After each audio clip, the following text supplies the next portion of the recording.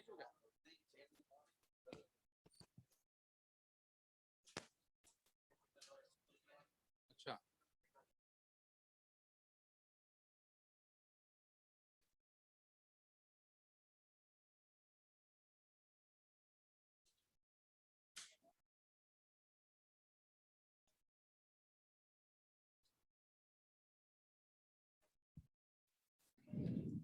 हाँ भाई, चलिए। कहाँ तक हुआ था कल? ओके, डीएनए फिंगरप्रिंटिंग स्टार्ट की थी अपन ने ना, पीछे करो। ओके, जनरल बात की थी अपन ने। चलिए, नेक्स्ट लाइन। सैटेलाइट डीएनए, हाँ continue. Satellite DNA is of two type.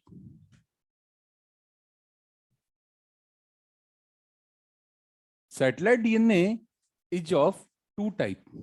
Board पर आ जाओ।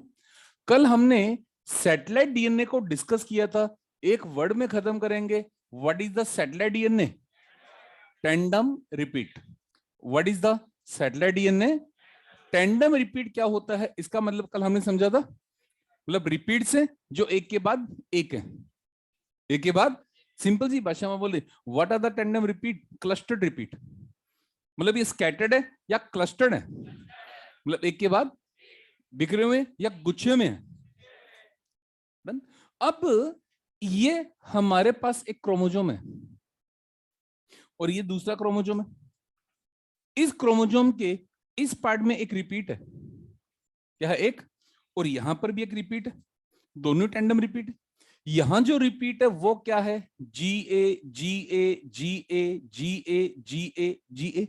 और यहां जो रिपीट है वो है G A T C G A T C G A T C G A T सी।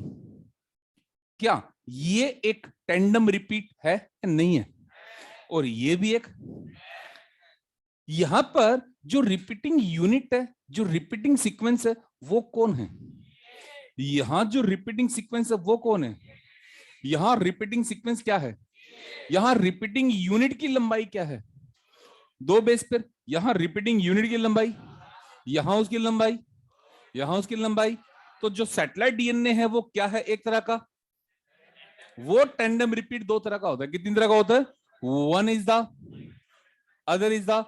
अगर इसकी लेंथ 1 to 6 बेस पेयर है तो क्या कहलाएगा? माइक्रो सैटेलाइट को कहा जाता है एसएसआर या फिर एसटीआर। क्या कहते हैं? या फिर। और अगर रिपीटिंग यूनिट की लंबाई 11 to 60 बेस पेयर है तो वो क्या कहलाएगा? और मिनी सैटेलाइट को कहा जाता है वीएनटीआर। क्या कहा जाता है? तुम तो ऐसे समझो, कल मैंने कहा था कि हमने एक बच्चे की फोटोग्राफ खींची थी। एक बच्चे की हमने क्या खींची थी? उसी फोटोग्राफ को हमने वन बाय वन क्या किया था? लाइन में लगाया था। क्या किया था? वन बाय वन हमने इसको लाइन में लगाया था। अगर उस फोटोग्राफ की लंबाई, अगर उस फोटोग्राफ की लंबाई 1 से 6 सेंटीमीटर हो तो आप क्या कहोगे इसे? और अगर उसकी लंबाई 11 से 60 हो तो आई बस में। अगर उसकी लंबाई 1 से 6 बेस पर हो तो, और 11 से 60 है तो मिनी सैटेलाइट को क्या कहते हैं? हमने डीएनए फिंगरप्रिंटिंग में क्या यूज किए? फुल फॉर्म बोलो। इसको छोड़ दो, बाकी पार्ट बोलो। अभी तक हमने क्या समझा? Tandem repeat. अभी तक हमने केवल क्या समझा? What is the satellite DNA? केवल लास्ट वाला वर्ड बोलो, रिपीट। केवल लास्ट वाला वर्ड रिपीट में कोई डाउट? अगला वर्ड जोड़ो, एक साथ बोलो। मतलब एक के बाद। दैट मीन कैसा रिपीट है? बिखरा हुआ है या क्लस्टर्ड है? तो क्लस्टर्ड रिपीट को क्या कहा? क्या कहा? अब हम समझेंगे वीएन का मतलब। इसका मतलब ये बना लो।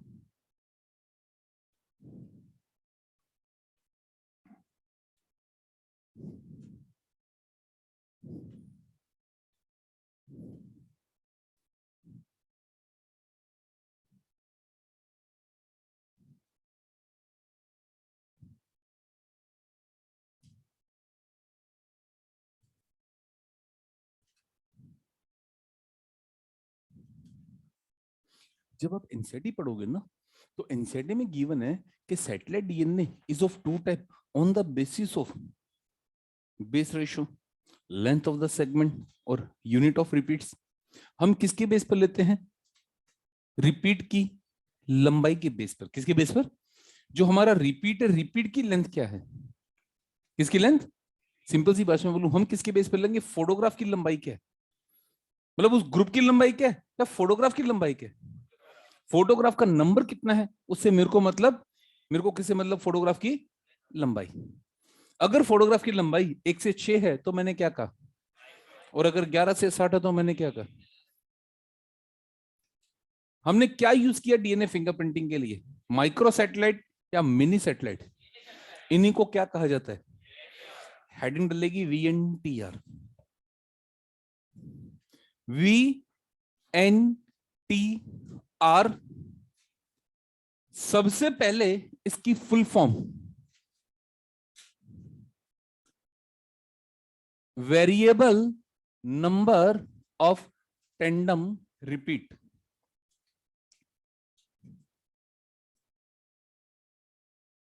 पॉइंट वाइज चलेंगे। Next point, discovered bye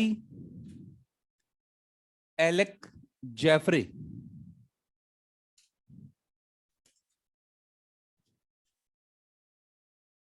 next point, VNTR are the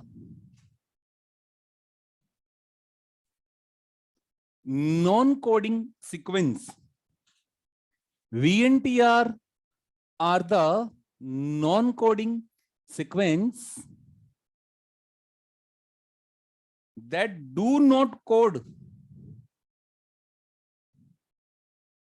for any type of protein.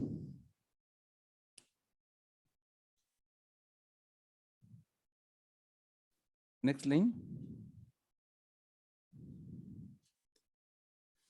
They are found on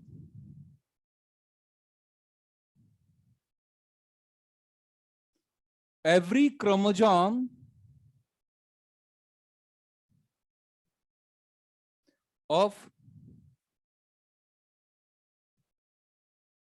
every human being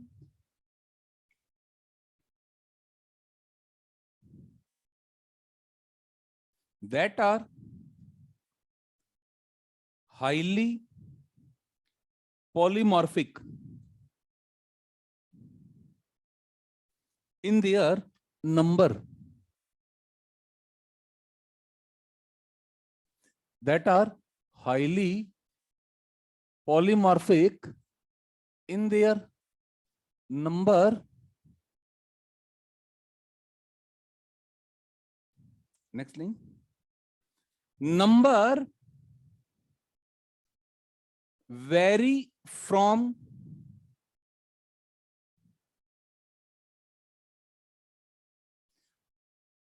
chromosome to chromosome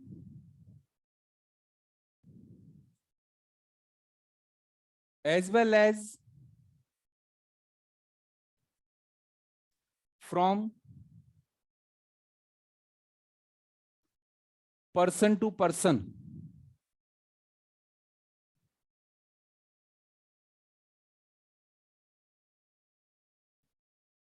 Next line.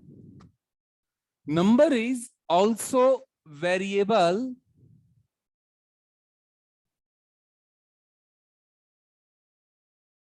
even on the homologous chromosome.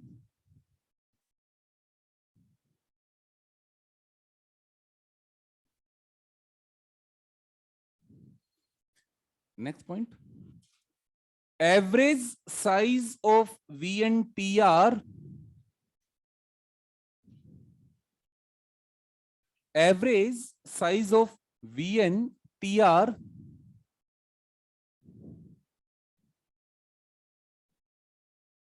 is from 0.1 to 20 kb.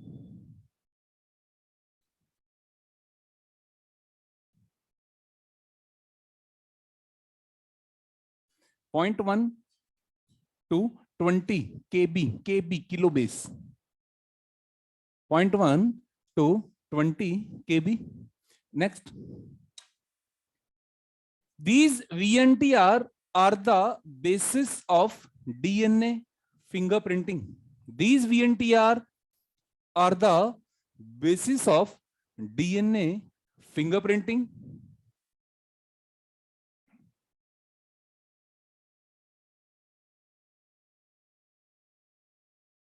These VNTR are the basis of DNA fingerprinting. ठीक है, चलो बच्चे NCERT खोलो सारे बच्चे, page number 117। NCERT नहीं हो तो मॉड्यूल खोल लो, एक ही बात है, कॉपी पेस्ट डायग्राम, है ना। एनसीईआरटी तो एनसीईआरटी, नहीं तो मॉड्यूल, है ना, copy paste diagram. Page number कौन सा है? 123। सबके पास एनसीईआरटी? कोई ऐसा बच्चा नहीं है जिसके पास नहीं है? मॉड्यूल खोल लो।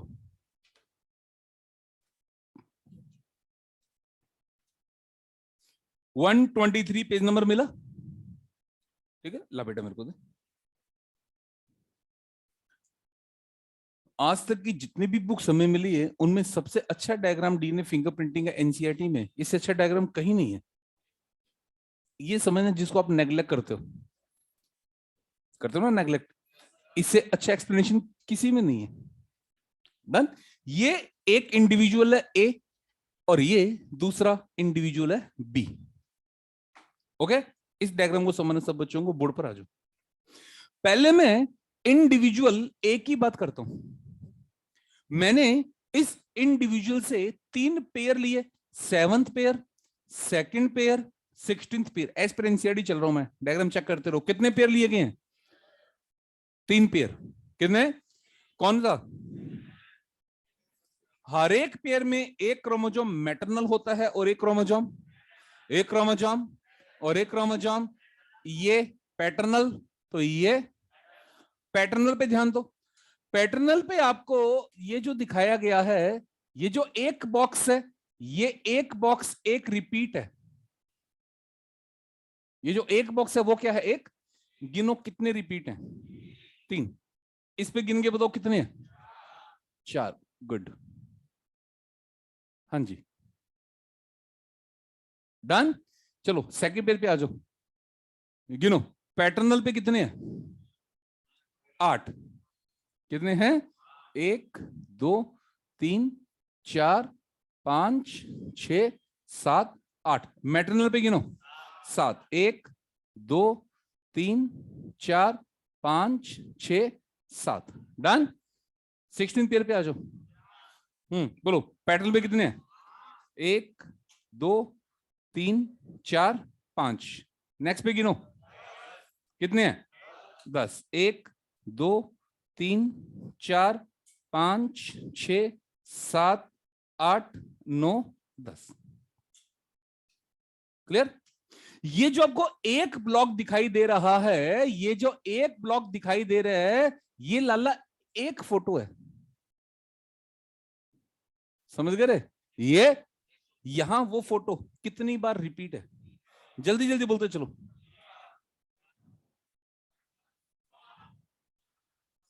क्या वो फोटोग्राफ इन 6 के 6 क्रोमोसोम पर है या नहीं है? वन टाइम है, मैनी टाइम है? क्या वो क्लस्टर्ड फॉर्म में है? क्या 6 के 6 क्रोमोसोम पे टेंडम रिपीट्स है? क्या एक पर है या 6 के 6 पर है? क्या 6 के 6 क्रोमोसोम पे टेंडम रिपीट्स है या नहीं है? 6 के 6 क्रोमोसोम पे टेंडम। अब ध्यान दो, 6 के 6 क्रोमोसोम पे इनका नंबर सेम है या वेरी कर रहा है? फुल फॉर्म बोलो वीएनटीआर की, रिपीट करो। वेरिएबल नंबर छोड़ दो। क्या 6 के 6 क्रोमोसोम में टेंडम रिपीट है? क्या 6 के 6 क्रोमोसोम में मिनी सेटेलाइट है? क्या 6 के 6 क्रोमोसोम में मिनी सेटेलाइट है? क्या इस मिनी सेटेलाइट का नंबर सभी में सेम है या वेरी कर रहा है? इसलिए हमने मिनी सेटेलाइट को क्या कह दिया? VNTR। क्या कह दिया? ये जो एक ब्लॉक है, ये एक सीक्वेंस है, मैं कहता हूं ये सीक्वेंस क्या है? GATC GAAT GA, ये एक सीक्वेंस है। क्या सीक्वेंस है? GATC GAATGA, ये एक सीक्वेंस ही है। ओके, यहां ये सीक्वेंस कितनी बार रिपीट है?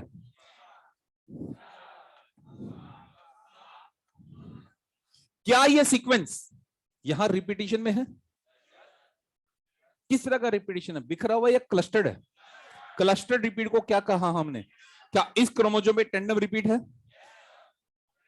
बोल दो चलो यार, है या नहीं है? डन। क्या ये tandem repeat chromosome to chromosome number same आ रहा है या वेरी कर रहा है?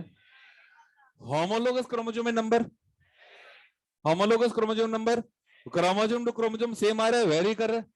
अब हम बात करेंगे person to person. Person to, B वाले पे वर्क करो।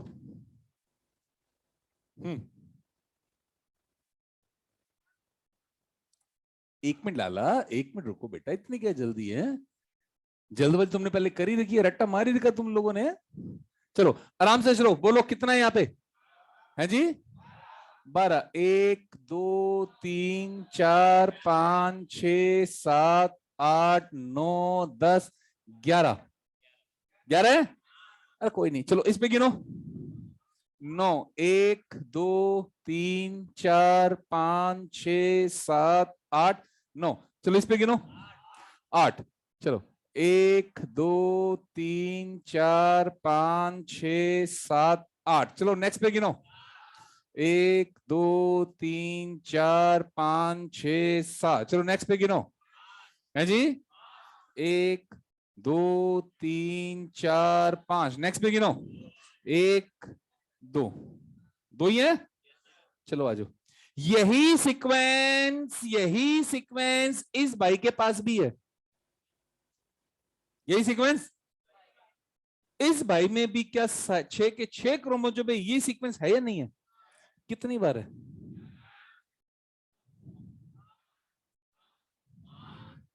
क्या यहां भी टेंडम रिपीट है या नहीं है? क्या सभी क्रोमोसोम पे है? क्या इनका नंबर सेम हो रहा है, वेरी कर रहा है? क्रोमोसोम टू क्रोमोसोम वेरी कर रहा है? यहां पर भी पर्सन टू पर्सन ये टेंडम रिपीट मेरे पास है, आपके पास है, हम सबके पास है। क्या हम सब में ये नंबर सेम आएगा, वेरी करेगा? Vary from person to chromosome to even on the vary from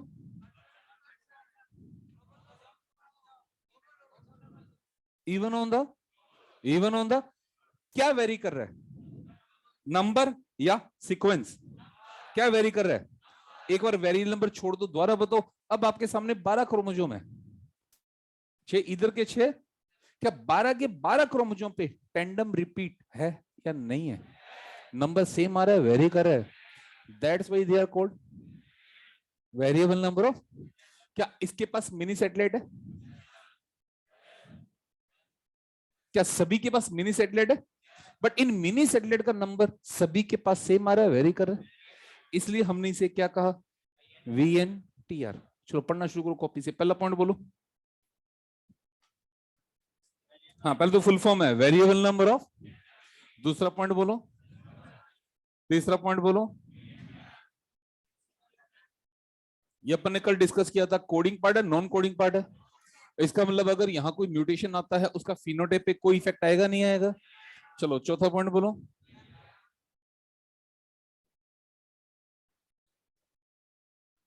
मेरे में, आप में, या हम सब में? मेरे में क्रोमोसोम फर्स्ट पे सेकंड पे सभी पे है, नंबर सेम आ रहा है, वेरी कर रहा है। अगला पॉइंट बोलो। Number vary from as well as. अगला पॉइंट बोलो। बस इन पॉइंट में कोई डाउट बोलो, क्लियर है? अब साइज की बात करें। ये जो एक ब्लॉक है, इस एक ब्लॉक में 10 बेस पेयर है। कितने? इसमें कितने हो गए बोलते चलो।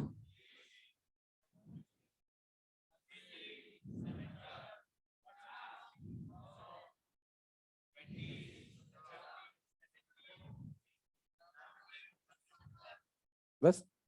तो ये जो सेगमेंट्स आपके पास आ रहा है, इनकी जो एवरेज लेंथ है, वो एवरेज लेंथ किसके बीच आएगी?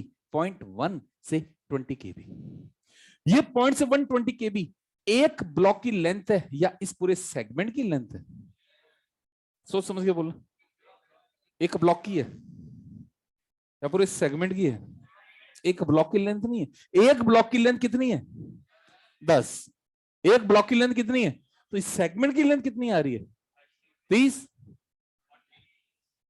क्या ये एक ब्लॉक वीएनटीआर है? जल्दी बोलो। इस ब्लॉक को वीएनटीआर कह रहा हूं या मैं सबको मिला के वीएनटीआर कह रहा हूं? तो इनका जो एवरेज साइज निकलेगा, वो एवरेज साइज क्या निकलेगा? 0.1 से, इसका मतलब 100 से लेकर 20,000 बेस। 100 से लेकर, ये तो मैंने बहुत छोटा लेवल माना। मान लो इसकी लेंथ 50 बेस पेयर होती, कितनी होती? अब बोलो इसका टोटल साइज बोलते चलो। तो अगर मैं ओवरऑल साइज निकालता तो ये साइज 100 से लेकर किसके बीच में आता? अरे कई क्रोमोसोम पे तो हजारों बार रिपीट है। कई क्रोमोसोम पे हजारों बार रिपीट है। कहीं एक ही बार है तो कहीं हजारों बार भी है, कहीं हजारों बार भी है। तो इनका एवरेज साइज जो निकला वो क्या निकला?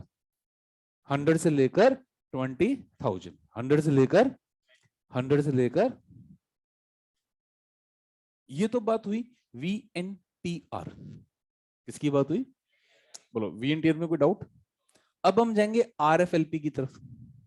आरएफ, अब मैं यहां से कोई एक पेयर उठा रहा हूं, मैं सेकंड पेयर उठा रहा हूं। कौन सा पेयर उठाया मैंने?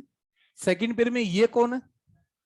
पैटर्नल। ये इस पैटर्नल पे रिपीट है, मैटरनल पे भी। पैटर्नल पे कितने हैं?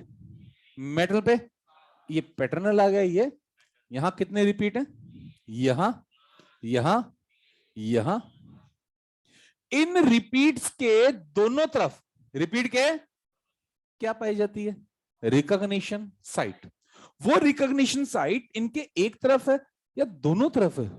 दोनों तरफ के लिए क्या मैं एक वर्ड यूज कर सकता हूं? फ्लैंक। क्या यूज कर दूंगा? तो क्या मैं कह दूं VNTR are flank by the recognition site? VNTR are flank by the, और ये जो रिकॉग्निशन साइट है, जो रिकॉग्निशन साइट है, ये हमेशा हमेशा किसकी बनी होती है? पैलेंड्रोमिक डीएनए की। किसकी बनी होती है? किसकी बनी है? ये जितने भी आपके पास वीएनटीआर है, इन वीएनटीआर के दोनों तरफ, इन वीएनटीआर के दोनों तरफ रिकॉग्निशन साइट है।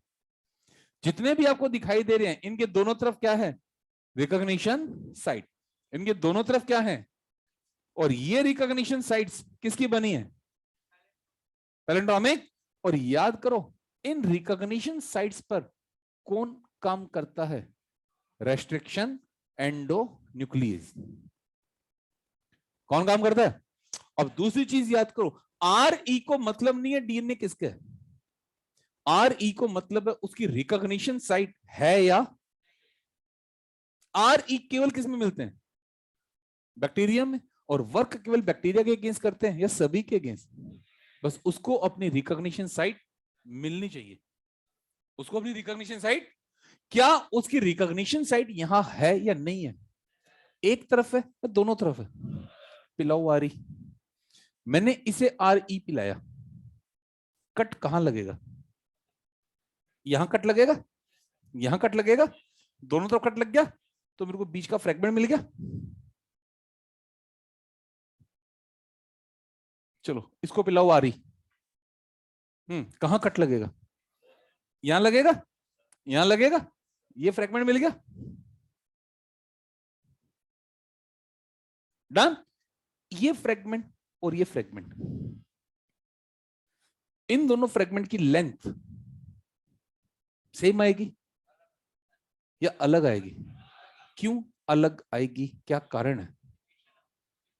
रिपीट का नंबर, यहां कितना रिपीट है, यहां कितना है, यहां क्या बना, यहां भी क्या बना? क्या फ्रेगमेंट्स बन गए? इन सभी क्रोमोसोम को आरी पिला दो, पिला दिया, क्या मिल गए? जितने भी फ्रेगमेंट्स बने उन सभी फ्रेगमेंट्स की लेंथ सेम आएगी, वेरी करेगी। क्यों? कारण किसके कारण? रिपीट का नंबर, रिपीट का नंबर। आपने कौन सा एंजाइम यूज किया? रेस्ट्रिक्शन। उसके कारण क्या बन गए? उन सभी फ्रेगमेंट की लेंथ। फुल फॉर्म बोलो। Restricted fragment length polymorphism. Repeat करो।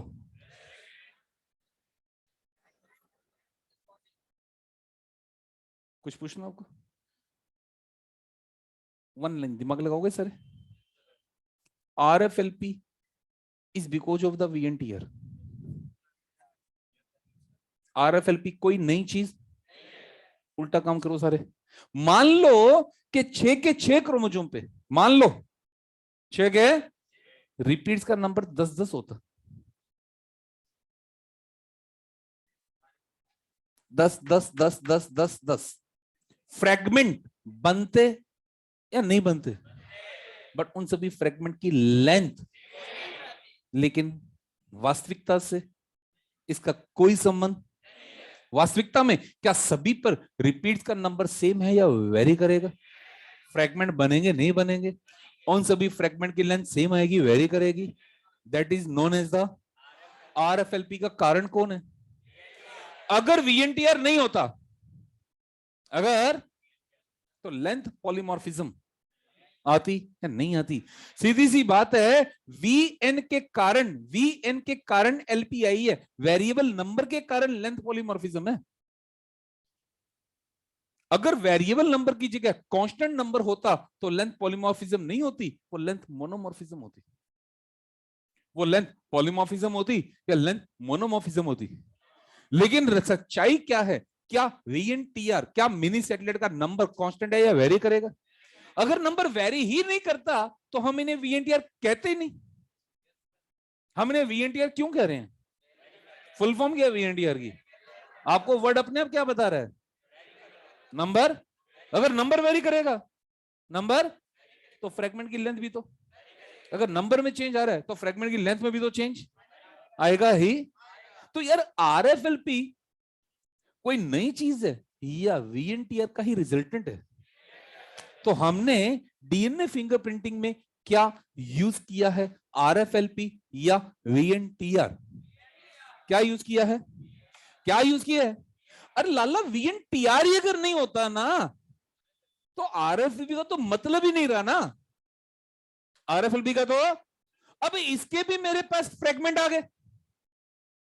अरे हाँ तो बोल दो, इसके भी आ गए। क्या इनके फ्रेगमेंट्स और इनके फ्रेगमेंट्स सेम है या अलग है? तो दोनों का प्रिंट सेम आ ही नहीं सकता। दोनों का प्रिंट सेम। चलो अब मेरे पास यहां 6 फ्रेगमेंट बन गए। अरे बन गए। सभी की लेंथ, सभी का मॉलिक्यूलर वेट, अरे भगाओ जेल में, सेम भागेंगे या डिफरेंट स्पीड से भागेंगे? तो T टाइम के बाद जेल में इन सभी फ्रेगमेंट की पोजीशन अलग होगी। अब इसको भी भगाओ यार, भगाया तो इनकी इनकी इनकी, तुम तो यहां पे इतना ही मान के चलो, जो जेल में पोजीशन है उसी तरह का प्रिंट बनेगा, जो जेल में उसी तरह का। तो बताओ दोनों का प्रिंट सेम आएगा, वेरी करेगा? डन। सी डायग्राम देखो और बताओ किसका है ये, ए का है बी का है?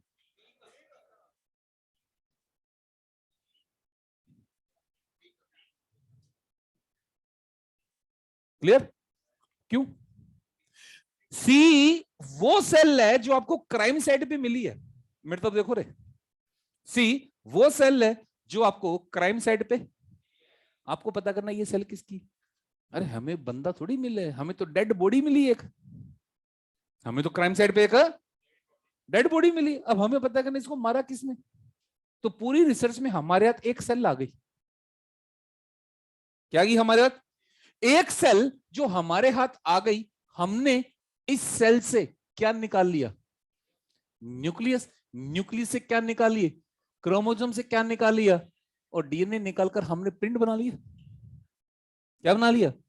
अब हमें ये पता करना है कि ये प्रिंट किसका है। सी डायग्राम दोबारा देखो, क्या लिखा हुआ सी के ऊपर? क्राइम साइट लिखा हुआ है, क्राइम सीन। मिल गई सेल, हमने इस सेल का प्रिंट बना के अपने पास रख लिया, रख लिया। जितने भी सस्पेक्टेड है उठा लो सबको,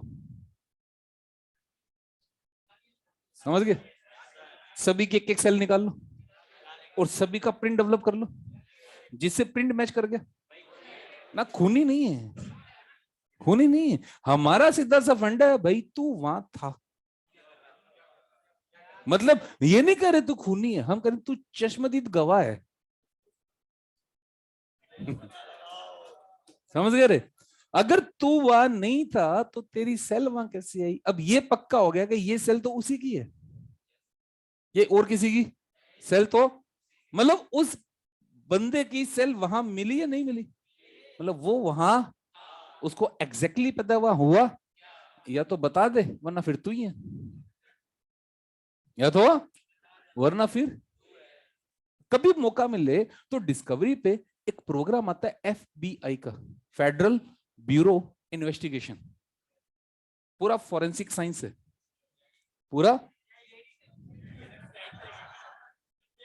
अब दया की बात नहीं करेंगे हम, हैं? दया नहीं, हम सीरियसली बात करेंगे, है ना? हाँ जी, एफबीआई का देखना, ये बकवास बात है, एक चीज बकवास नहीं कर सकते। एफबीआई का प्रोग्राम कोई एक सीरियल देखना, है ना?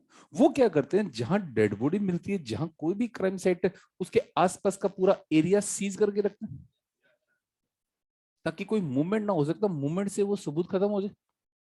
अरे उनको तो एक भी सेल मिल गई ना, वो मोर देन सफिशिएंट है।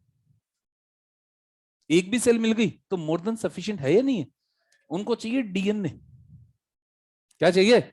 एक भी सेल अगर मिल जाती है तो उनके पास डीएनए की सफिशिएंट क्वांटिटी आ गई या नहीं आ गई? आ गई। उनका काम वहां से पूरा हो गया, आगे सारा काम लैब में चलना है। आगे सारा काम शुरुआत में क्या करते हैं, कोई आसपास भी नहीं आएगा, कोई बॉडी को टच भी नहीं करेगा, और मूवमेंट भी मिनिमम से मिनिमम होनी चाहिए, ताकि मूवमेंट से भी वो सबूत खत्म ना हो जाए, मूवमेंट से भी वो सबूत खत्म ना हो जाए।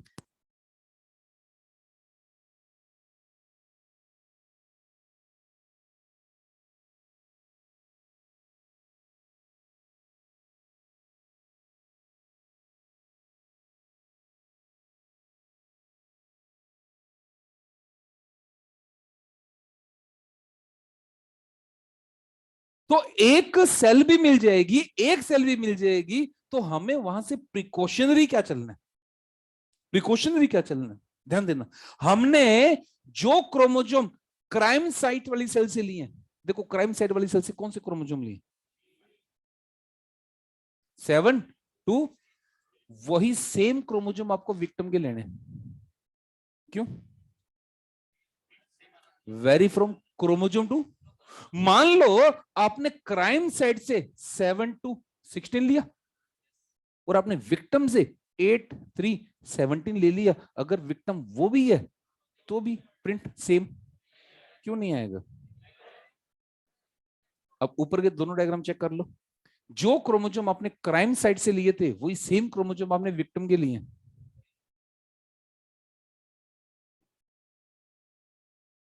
आई बात समझ में? आपको क्रोमोजोम वही रखने, क्रोमोजोम बदलने, हम क्रोमोजोम बदल, because vary from chromosome to. अगर आपने क्रोमोजोम बदल दिए, अगर आपने क्रोमोजोम, तो आपके रिपीट्स, अगर रिपीट बदल गए तो प्रिंट भी। पहली चीज। दूसरी बात आपको एक क्रोमोजोम नहीं लेना, आपको पूरा पेयर लेना है, एक या pair, because vary from homologous chromosome. मान लो आपने क्राइम साइट जो है, डायग्राम देखो एनसीईआरटी का, क्राइम साइट में आपने 16th पेयर में से ये क्रोमोजोम लिया, लिया। मान लो ये मैटरनल था, मान लो क्या था। अब जब विक्टिम पे आओगे तो विक्टिम में से अगर आप एक क्रोमोजोम चेक करोगे तो श्योर है वो मैटरनल ही आ जाएगा। हो सकता है वो, अगर बाई चांस वो पैटर्न वाला आ गया तो प्रिंट सेम आएगा, वेरी करेगा। तो क्या करो, एक क्रोमोजोम लो, पूरा पेयर ही ले लो पूरा, क्योंकि आप क्रोमोजोम देखकर नहीं बता सकते वो मैटरनल है या पैटर्नल है।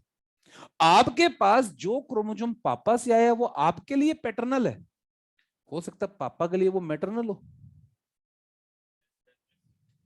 हो सकता है पापा के लिए वो, अरे तभी तो कई फीचर हमारे दादी के ऊपर मैच कर जाते हैं, कई नाना से मैच कर जाते हैं। आपने जो मम्मी से लिया वो आपके लिए मैटरनल है, हो सकता है मम्मी के लिए पैटर्नल हो। अरे कई बार थर्ड जनरेशन से करेक्टर मैच कर जाते हैं, नहीं कर जाते? ऐसा होता है नहीं होता? क्यों?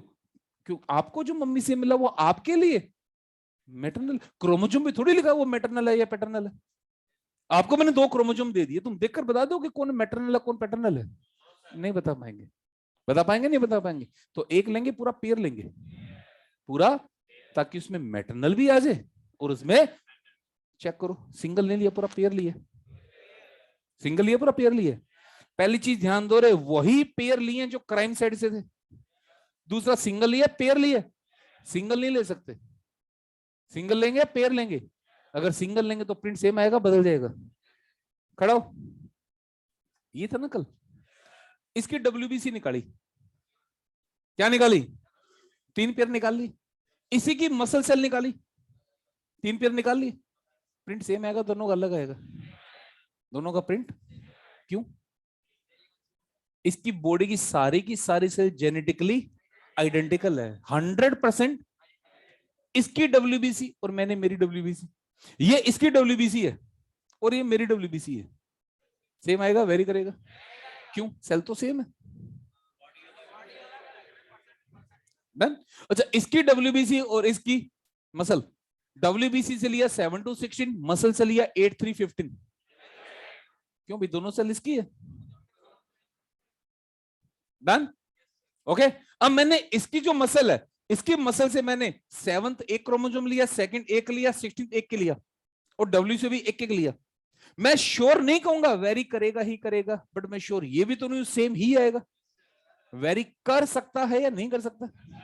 तो मैं क्या करूंगा, एक क्रोमोसोम लूंगा, पूरा पेयर लूंगा। मैं क्या लूंगा पूरा?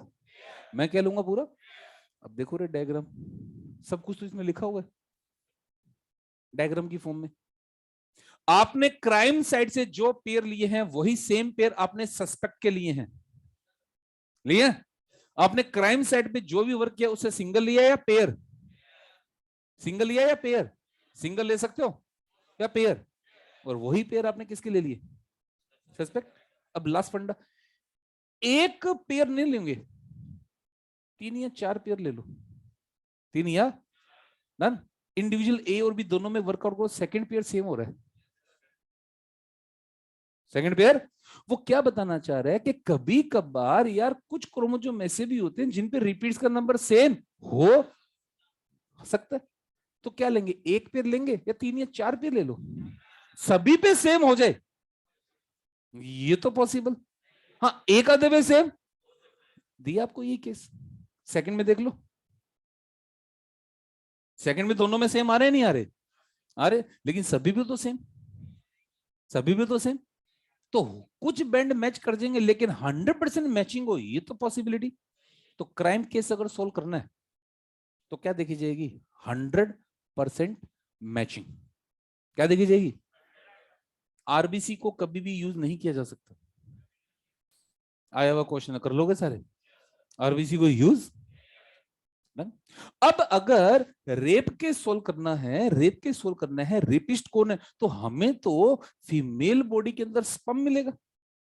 स्पर्म हैप्लोइड है या डिप्लोइड है? कोई बात नहीं, हैप्लोइड लेके उसका प्रिंट बना लो। आपको सस्पेक्ट से पूरा पेयर उठाना है, सस्पेक्ट से पूरा। ये मान लो सस्पेक्ट था, इसकी बॉडी में एक मैटरनल है एक पैटर्नल है, तो दोनों में से कोई एक स्पर्म में गया, दोनों गया, कोई एक गया। आपको नहीं पता कौन गया, आप स्पर्म को तो हैप्लोइड की फॉर्म में बना लो, इसके दोनों उठा लो, जो भी गया मैचिंग दिखा देगा। जो भी गया है मैटरनल गया तो वो भी आपके प्रिंट में आ रहा है, पैटर्नल गया तो वो भी आपके इधर आ, जो मैटरनल गया तो वो भी आपके प्रिंट में, और पैटर्नल गया तो वो भी आपके प्रिंट में। अगर आप यहां से एक उठाओगे तो मैचिंग के चांस होंगे या चेंज हो जाएंगे? तो क्या करोगे, सस्पेक्ट का एक उठाओगे पूरा पेयर, सस्पेक्ट का पूरा, ताकि जो भी स्पम में गया वो आपके प्रिंट में आ जाए, जो भी सस्पेक्ट में वो आपके। अगर पैटर्निटी केस सोल्व करना है तो क्या आपका प्रिंट फादर के प्रिंट से एग्जैक्टली मैच करेगा या नहीं करेगा? नहीं करेगा, क्योंकि आपके पास फादर से कोई एक आया है, कोई दूसरा, तो फादर से एग्जैक्टली मैच करेगा या मैक्सिमम मैचिंग देखी जाएगी। और फिर दूसरी बात, आने से पहले क्रॉसिंग ओवर है, दो जनरेशन के बीच में एक, और क्रॉसिंग ओवर में भी वेरिएशन का चांस है या नहीं? अब ये नंबर का क्यों वेरी कर गया, नंबर क्या कारण नंबर वेरी कर गया? कहते कहीं डिलीशन हो गया तो कहीं डुप्लीकेशन हो गया। अपने म्यूटेशन पढ़े ना, कहीं क्या हो गया, डिलीट हो गया, तो कहीं तो डिलीशन डुप्लीकेशन होता गया, तो नंबर में चेंजेस आते गए, नंबर में चेंजेस। लेकिन उन चेंजेस से फिनोटाइप पे कोई इफेक्ट आया या नहीं आया? क्यों नहीं आया? नॉन कोडिंग पार्ट था, उन चेंजेस से फिनोटाइप में कोई इफेक्ट आया नहीं आया? क्यों नहीं आया, क्या कारण रहा? तो सिर्फ फिनोटाइप तो इफेक्ट नहीं हुआ, लेकिन जेनेटिक कॉन्स्टिट्यूशन में धीरे धीरे चेंजेस आते रहे, धीरे धीरे चेंजेस, लेकिन उनका फिनोटाइप पे कोई इफेक्ट, क्योंकि वो कैसा पढ़ता हो। डन। तो आपका सबसे बड़ा कंफ्यूजन हमेशा रहता है वीएनटीआर और आरएफएलपी। आरएफएलपी कोई नई चीज है या वीएनटीआर का रिजल्टेंट है? वीएनटीआर का। तो हमारे डीएनए फिंगरप्रिंटिंग का बेसिस कौन है, वीएनटीआर या आरएफएलपी? वीएनटीआर को डिस्कवर किया था एलेक जैफरे, किसने? इसलिए हमने फादर ऑफ डीएनए फिंगरप्रिंटिंग किसे कहा? Next point, VNTR are flanked by the recognition site. VNTR are flanked by the recognition site made up of palindromic DNA. Made up of palindromic DNA. Whenever they are treated with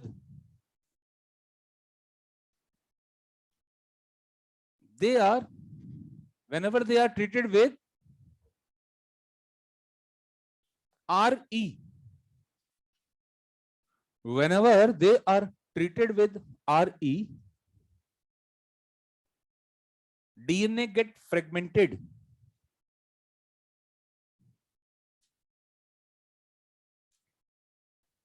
Length of all these fragment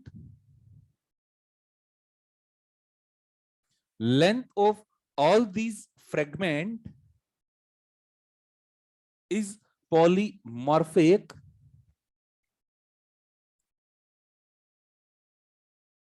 That is called RFLP.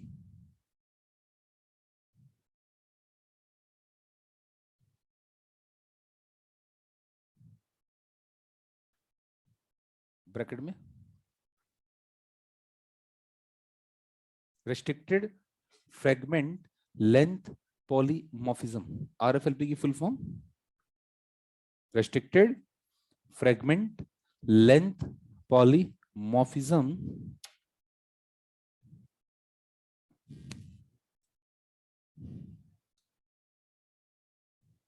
Next line, RFLP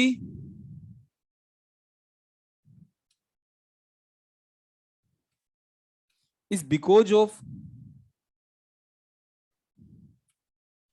VNTR.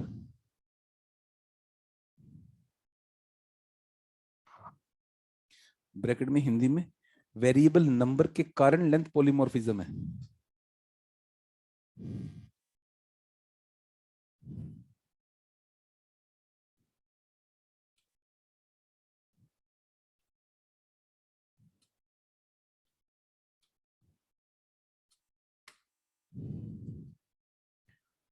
हाँ जी, length polymorphism का कारण क्या है? Variable. Next, RFLP of a person is unique for itself. RFLP of a person is unique for itself.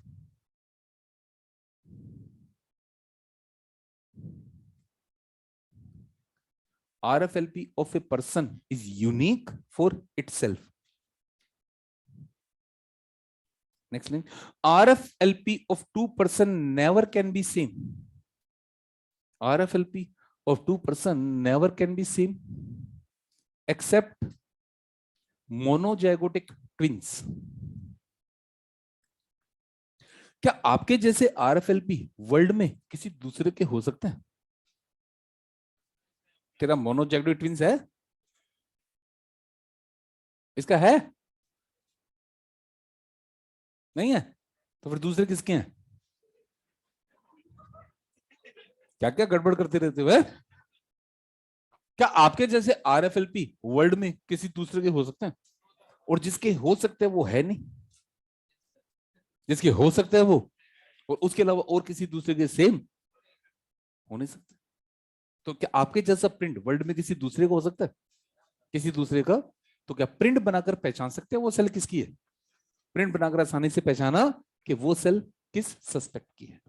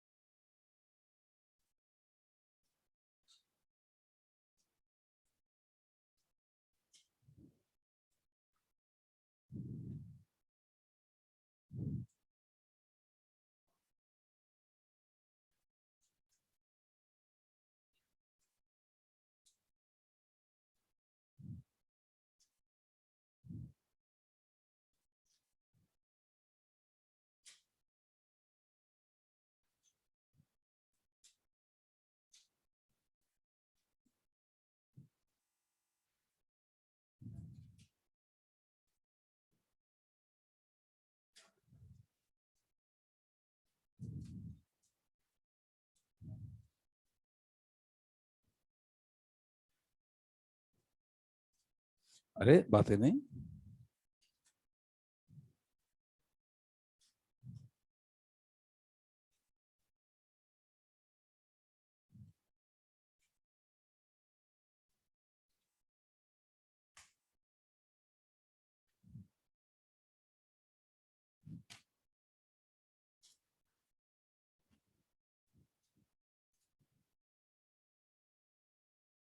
हाँ भाई, VNTR और RFLP दो अलग अलग चीजें हैं, या VNTR का रिजल्टेंट ही RFLP है?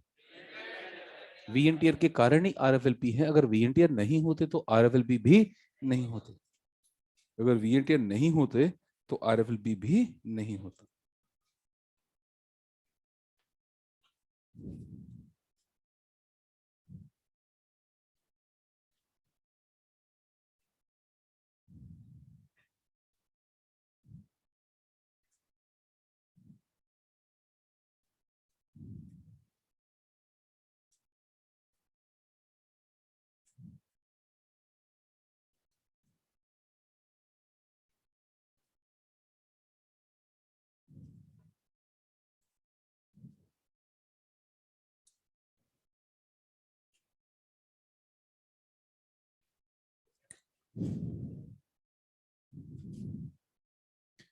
चलिए, अभी ये तो हमारा DNA फिंगरप्रिंटिंग का प्रिंसिपल था। अब हम देखेंगे प्रिंट बनाया कैसे जाता है, कैसे प्रिंट डेवलप किया जाता है। What are the various step? ठीक है, प्रोसेस, हेडिंग प्रोसेस।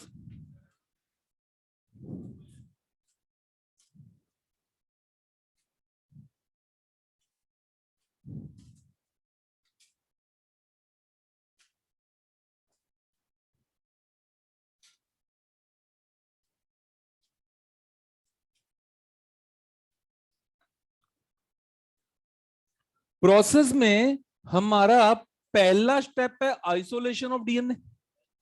सबसे पहला काम हमें क्राइम साइट से क्या चाहिए, एनी हाउ कंडीशन, डीएनए चाहिए। क्राइम साइट पर 3 सेल्स मिलने के चांस सबसे ज्यादा है। कौन कौन? मैं ये नहीं कहूंगा 3 ही मिलेगी, इन 3 के मिलने की प्रोबेबिलिटी सबसे हाई रहती है। स्किन, हेयर, या फिर चलो क्या निकाल लिया हमने, से से से सबसे पहले हमने इनमें से क्या ले लिया, सेल को तोड़ो।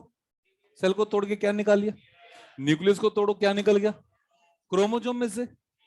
क्रोमोसोम में से डीएनए निकालने के लिए हमें इसमें से आरएनए का और प्रोटीन का डाइजेशन करना पड़ेगा। अगर आरएनए का डाइजेशन करना है तो, और प्रोटीन का डाइजेशन करना है तो, आरएनए को डाइजेस्ट करने के लिए, डीएनए को, प्रोटीन को डाइजेस्ट करने के लिए आरएनए डाइजेस्ट हो गया, प्रोटीन डाइजेस्ट हो गया, क्या बच गया? अब डीएनए को प्रेसिपिटेट करने के लिए क्या मिला दें, चिल्ड एथेनॉल। क्या मिला दें? चिल्ड एथेनॉल मिलाने से क्या डीएनए का प्रेसिपिटेशन हो जाएगा या नहीं होगा? यहां से क्वेश्चन फंस जाता है। डीएनए को प्रेसिपिटेट करने के लिए क्या यूज किया जाता है, क्या यूज किया जाता है?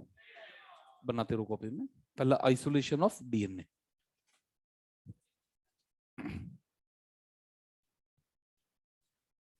क्या हमें अपनी क्राइम साइट से डीएनए मिल गया या नहीं मिला? मिल गया।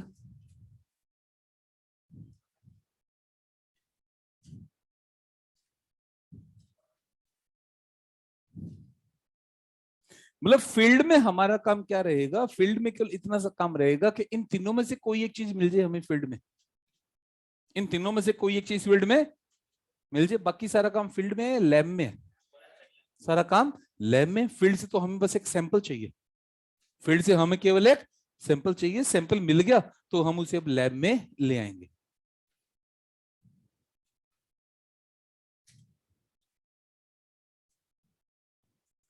अरे हेयर डेड है, डीएनए थोड़ी डेड है। डेड सेल में डीएनए नहीं है क्या?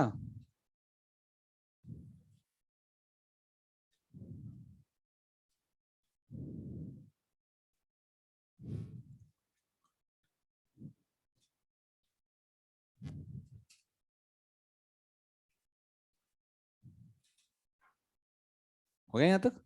ओए रुक जा, क्यों भाग रहे? अगर हमारे पास इस डीएनए की क्वांटिटी कम है, डीएनए की क्वांटिटी, तो हम इसकी क्वांटिटी को बढ़ाने के लिए क्या करेंगे? मतलब पीसीआर कंपल्सरी स्टेप है या पीसीआर ऑप्शनल है? डिपेंड करेगा हमारे पास सैंपल कितना है। अगर सफिशिएंट सैंपल है तो हमें पीसीआर की जरूरत, लेकिन अगर हमारे पास क्वांटिटी कम है तो पीसीआर हम बैकअप लेके चलेंगे, क्योंकि साइट पर जाकर सैंपल ढूंढना द्वारा मुश्किल है कि नहीं है? द्वारा सैंपल मिलने के चांस बहुत ही रेयर हो जाएंगे, क्योंकि साइट तो फ्री करनी है।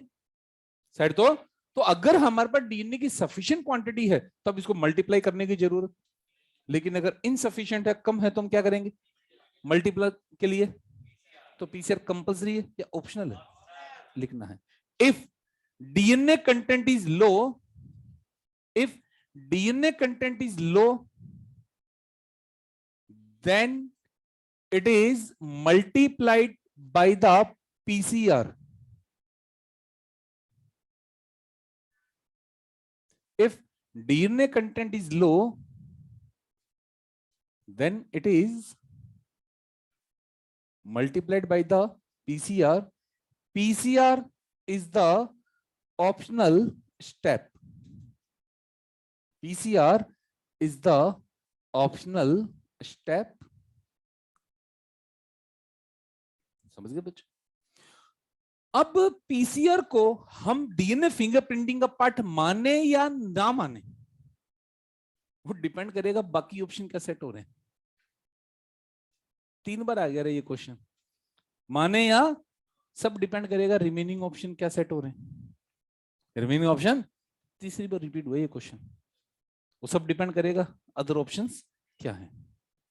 अदर ऑप्शन उसी के अकॉर्डिंग हमें काम करना पड़ेगा, है ना। आपको 2 क्वेश्चन तो बोर्ड में मिल जाएंगे, एक क्वेश्चन में पार्ट माना गया और एक क्वेश्चन में पार्ट, क्योंकि हमें बाकी ऑप्शन को देख के चलना पड़ेगा, बाकी ऑप्शन को। चलिए, now the second step is the treated with R E, treated with R E. अब आपको ये जो डीएनए सैंपल मिला, इस डीएनए सैंपल को आपने एक टेस्ट ट्यूब में ले लिया, किसमें ले लिया, और टेस्ट ट्यूब में अब आपने क्या मिला दिया, आरई, क्या मिला दिया, तो आरई मिलाने से क्या डीएनए के फ्रेगमेंट्स हो जाएंगे या नहीं होंगे, हो जाएंगे। ये जो फ्रेगमेंट बने हैं, इन फ्रेगमेंट की लेंथ सेम है या वेरी करेगी, लेकिन ये फ्रेगमेंट एक कॉमन टेस्ट ट्यूब में अभी तक है, तो हमें अब इन सभी फ्रेगमेंट्स का क्या करना है, सेपरेशन, क्या करना है, तो सेपरेशन करने के लिए जेल इलेक्ट्रो, पहले दूसरा बना लो फिर शुरू करते हैं third step, treated with R E.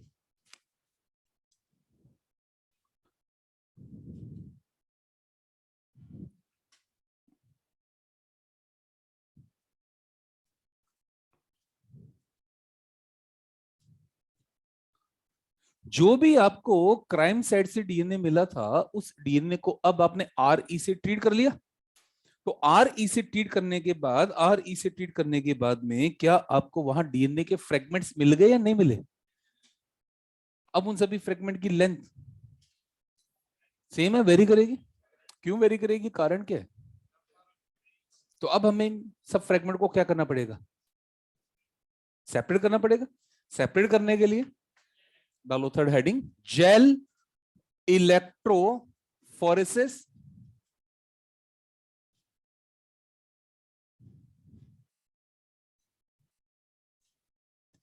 Gel electrophoresis में पहला वर्ड देखो जेल, क्या है, क्या इस प्रोसेस के लिए हमें एक जेल चाहिए या नहीं चाहिए, तो हम नॉर्मली कौन सी जेल काम लाते हैं, अगेरोज जेल, क्या काम लाते हैं, और अगेरोज जेल की जगह कई बार हम पोली एक्राइल अमाइड भी काम लाते हैं। अगर हमने पोली एक्राइल अमाइड यूज किया है तो ये प्रोसेस हमारी क्या कहलाती है, पेज, क्या कहलाती है, चलो बोलो, पोली एक्राइलमाइड जेल इलेक्ट्रोफोरेसिस, रिपीट रिपीट, लिखेंगे पहली लाइन, अगेरोज जेल, अगेरोज जेल और पोली एक्राइल अमाइड, अगेरोज जेल और पोली एक्राइल अमाइड जेल ब्रैकेट में piece is commonly used,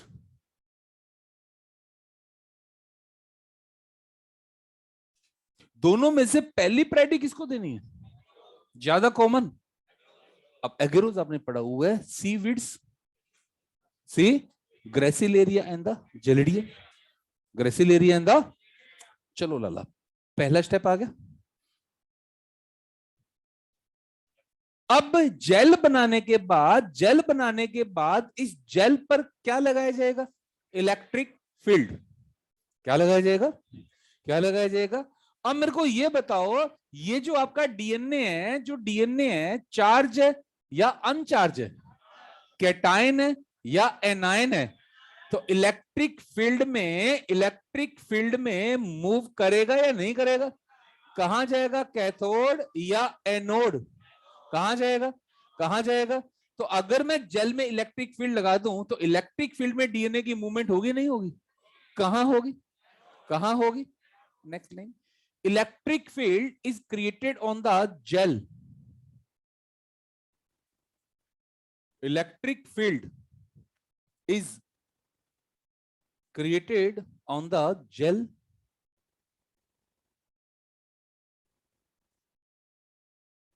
DNA as being anion, DNA as being anion moves towards anode. DNA as being anion move towards anode in the electric field. DNA as being anion move towards anode in the electric field. आइए board पर। हमने क्या किया, हमने सबसे पहले jail develop कर ली। क्या डेवलप कर ली? जेल डेवलप करने के बाद जेल पर हमने दो छोटे छोटे वेल बना लिए, गड्ढे बना लिए, कुएं बना लिए, और इन वेल के अंदर हम क्या लोड कर देंगे? सैंपल। क्या लोड कर देंगे? और सैंपल लोड करने के बाद हम एक एंड को क्या बना लेंगे? कैथोड। तो दूसरे को हम क्या बना लेंगे? एनोड। एक एंड को, दूसरे एंड को, एक एंड को, दूसरे एंड को। तो जैसे ही हमने इलेक्ट्रिक फील्ड लगाया, इलेक्ट्रिक फील्ड लगाते ही डीएनए की मूवमेंट होगी या नहीं होगी? डीएनए वहीं रहेगा या इस इलेक्ट्रिक फील्ड में मूव करेगा? वहीं रहेगा या इलेक्ट्रिक फील्ड में मूव करेगा? मूवमेंट का कारण कौन है? चार्ज। कौन है? ये जो जेल होती है, ये जो जेल होती है, इस जेल में छोटे छोटे छोटे छोटे पोर होते हैं। हाँ बेटा, क्या होते हैं? छोटे छोटे। क्या होते हैं? छोटे छोटे। इन पोर से होते हुए, इन पोर से होते हुए डीएनए की मूवमेंट होगी।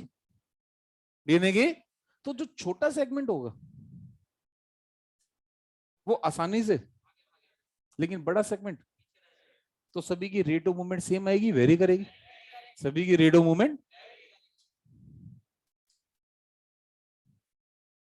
क्या है? छोटे छोटे पोर। क्या है? छोटे छोटे। Next thing, rate of movement, rate of movement indirectly proportional to the size of fragment.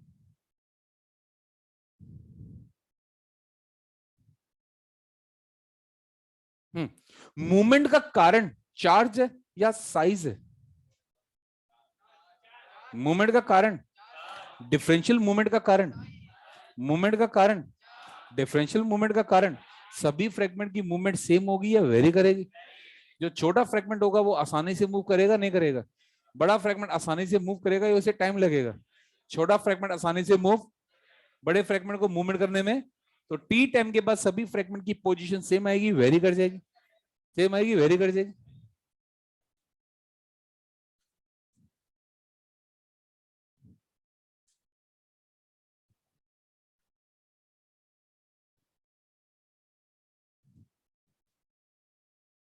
यहां से भी एक लॉजिकल क्वेश्चन आ जाता है।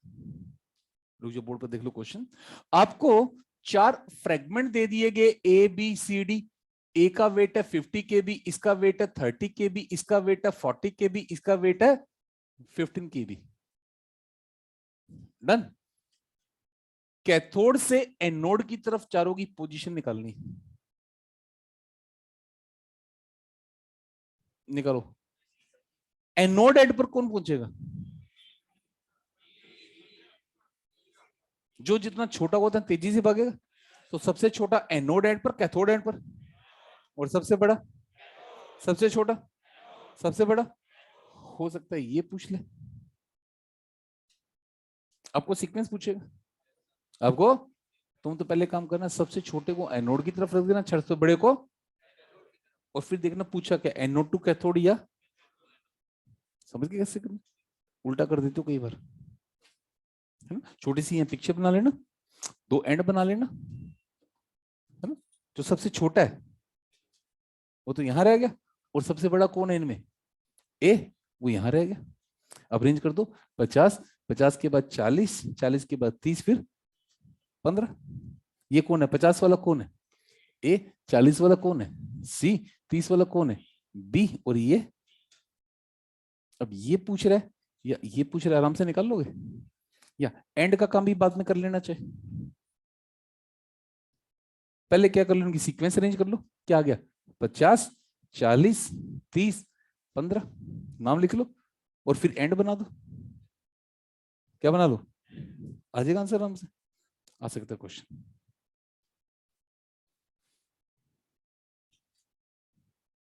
हाँ जी, तो कॉमन मोस्ट कौन सी जेल यूज होती है? क्या जेल के बीच में छोटे छोटे पोर होते हैं? क्या पोर से होते हुए डीएनए की मूवमेंट होगी? मूवमेंट का कारण कौन है? बट मूवमेंट की रेट सेम होगी, वेरी करेगी। वेरी का कारण कौन है? साइज। मूवमेंट का कारण वेरिएबल का कारण, मूवमेंट का कारण वेरिएबल का कारण।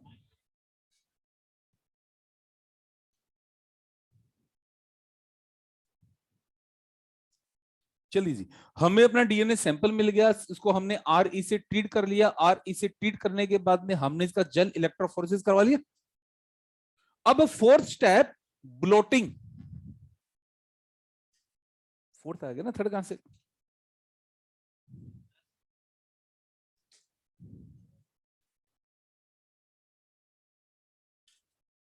ये भाई कल तक नहीं लिखिएगा तो मैं बैठा रहूंगा। है ब्लॉटिंग लिखेंगे। This gel is kept into the alkaline solution. This gel kept into the alkaline solution, due to which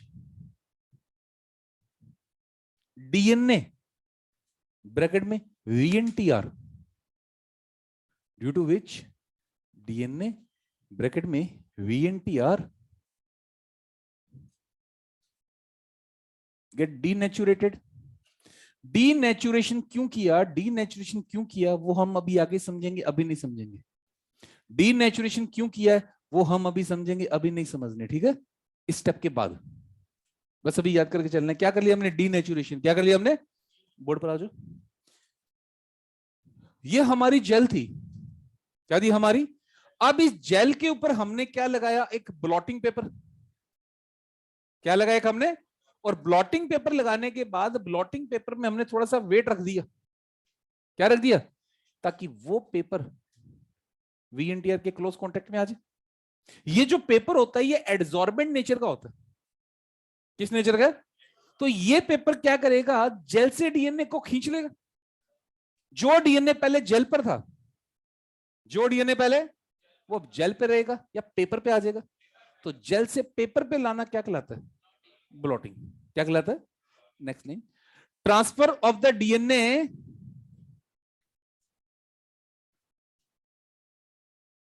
transfer of the DNA from the gel to the blotting paper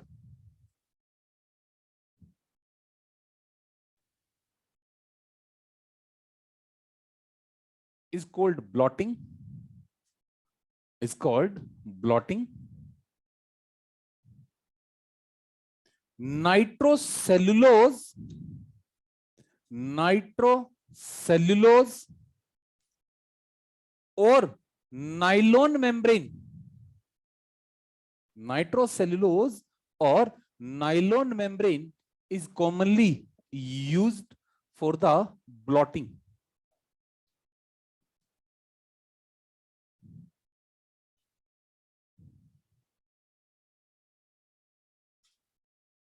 nitrocellulose और nylon membrane is commonly use for the blotting.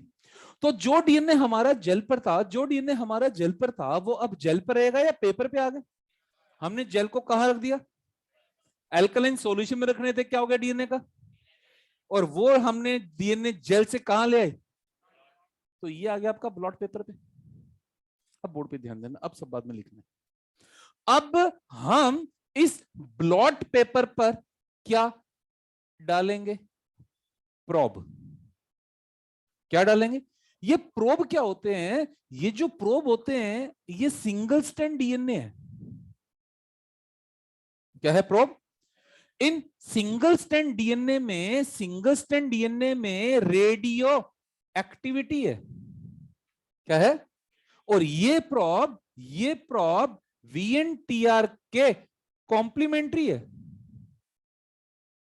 VNTR के module दो, VNTR के। तो ये आपका blot paper था।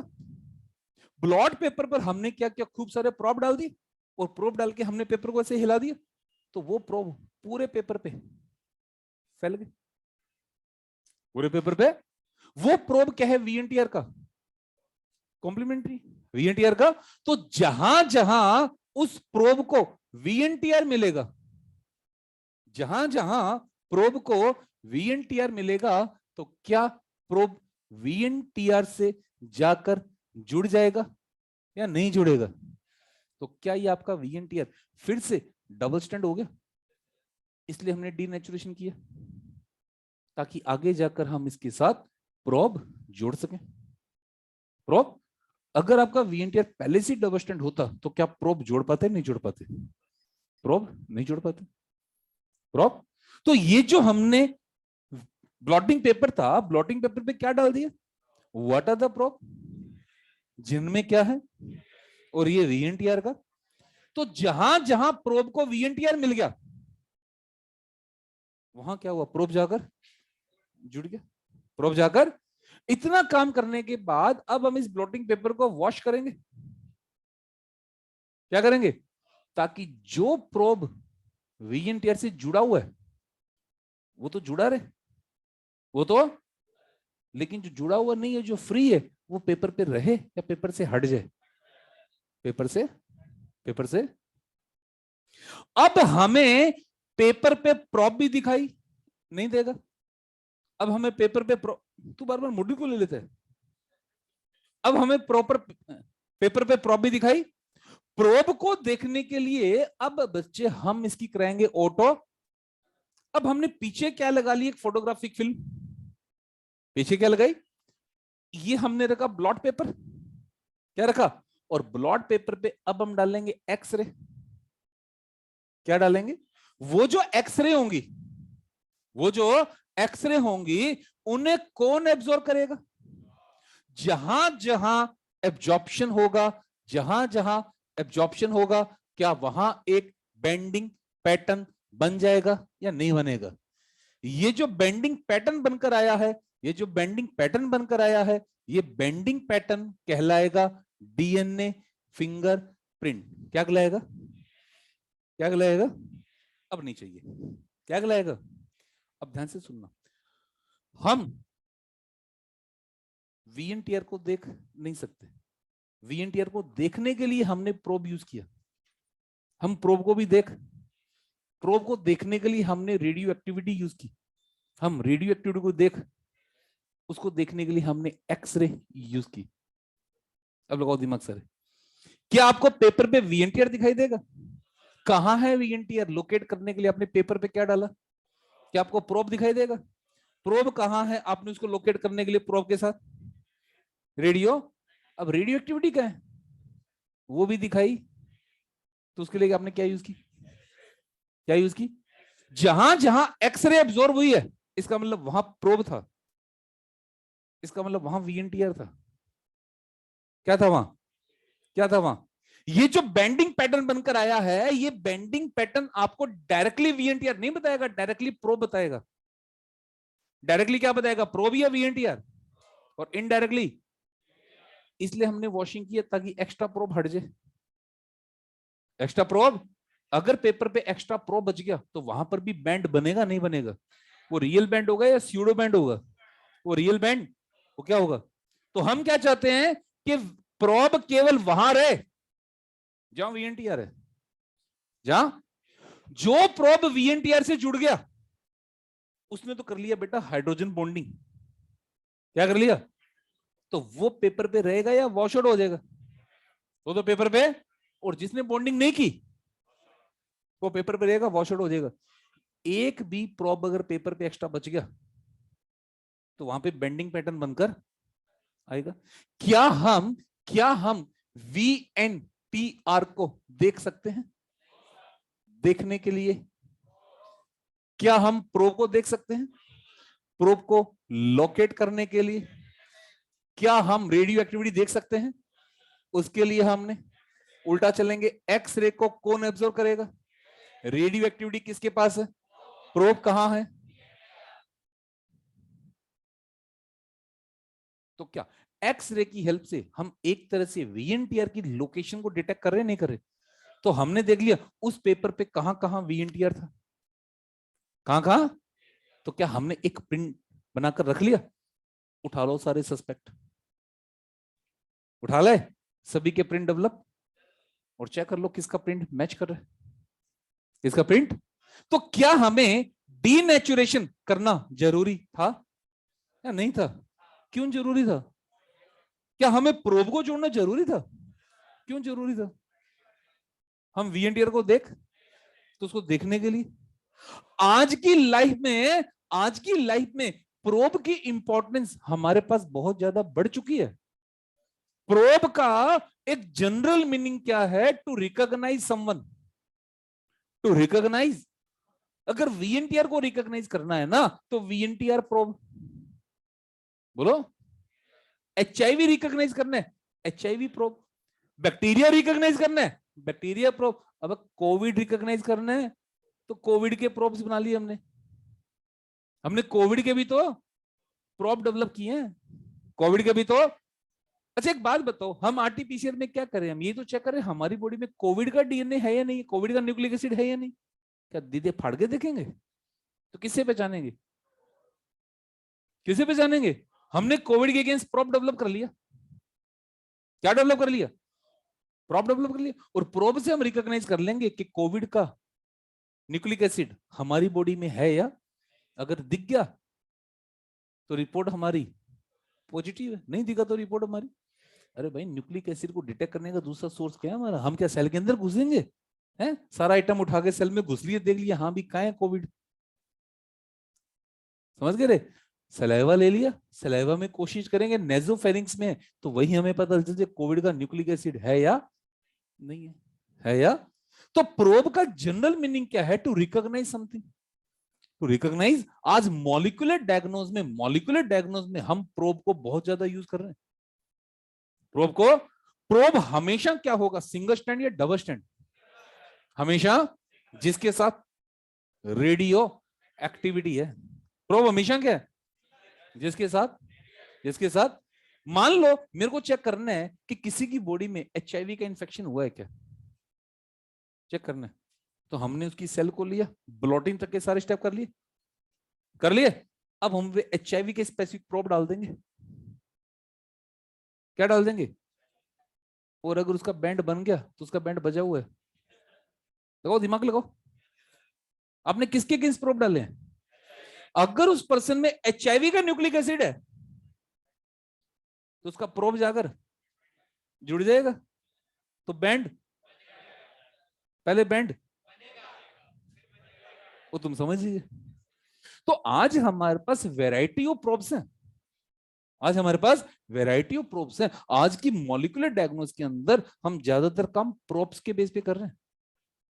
किसके base पे कर रहे हैं? प्रोब हमेशा क्या होगा? सिंगल स्टैंड या डबल स्टैंड? जिसके अंदर हमेशा क्या रहेगी? Radio activity. Probe is always having, हाँ वो डीएनए भी हो सकता है एसएस, और वो एसएस आरएनए भी हो सकता है। It can be the single stand DNA और it can be the single stand. बस दो चीजें ध्यान रखना, प्रोब हमेशा सिंगल स्टैंड होगा और इसके अंदर रेडियो। अब आपको क्या पहचानना है? वो प्रोब उसका कॉम्प्लीमेंट्री रहेगा। अगर एचआईवी पहचानना है तो एचआईवी का कॉम्प्लीमेंट्री, कोविड पहचानना है तो कोई दूसरा बैक्टीरिया पहचानना है तो बैक्टीरिया का कॉम्प्लीमेंट्री, वीएनटीआर पहचानना है तो ये प्रोब किसका कॉम्प्लीमेंट्री है? तो मैं कह दूं वीएनटीआर प्रोब, क्या कह दूं मैं? एनसीईआरटी वर्ड मिलेगा वीएनटीआर प्रोब। क्या वर्ड मिलेगा? क्या मतलब है इसका? कि ये प्रोब आपका वीएनटीआर स्पेसिफिक है, ये प्रोब आपका डन। हम वीएनटीआर को देख नहीं सकते थे, हमने प्रोब यूज किया। हम प्रोब को देख नहीं सकते थे, हमने प्रोब के साथ रेडियो एक्टिविटी लगाई। हम रेडियो एक्टिविटी को देख, तो हमने रेडियो एक्टिविटी को देखने के लिए क्या यूज कर ली? एक्स रेज की हेल्प से हम ये पता लगा लेंगे रेडियो एक्टिविटी क्या है, मतलब प्रोब क्या है, मतलब वीएनटीआर क्या है। एक्स रे की हेल्प से क्या पता लगा लेंगे हम? इसका मतलब, इसका मतलब, तो ये जो बैंड पैटर्न बनकर आएगा ये डायरेक्टली आपको वीएनटीआर बताएगा या प्रोब बताएगा? और इनडायरेक्टली, डायरेक्टली और इनडायरेक्टली। थोड़ी सी थ्योरी है, नेक्स्ट क्लास में लिखूंगा, ठीक है ना? ये तीनों बना लेंगे। हाँ साथ में वो इनके नीचे वो वाला पार्ट ना, ये डायग्राम बना के उसके नीचे ये।